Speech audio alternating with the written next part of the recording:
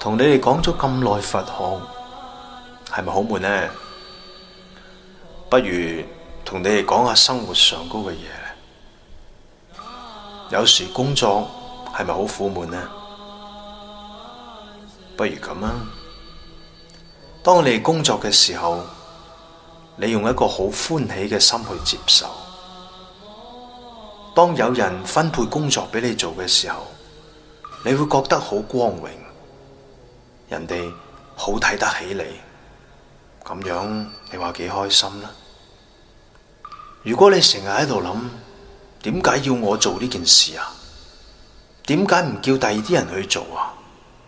咁一日到晚你就會好苦悶，就算工作嘅時候都會煩死你。如果你哋開心去做事情，就會做得更加好，而且仲會身心快樂添。做事嘅時候心不甘情不願，不但做事會做得唔好，而且仲會自尋苦惱添。既然一定要做，點解唔以一個歡喜心去做呢？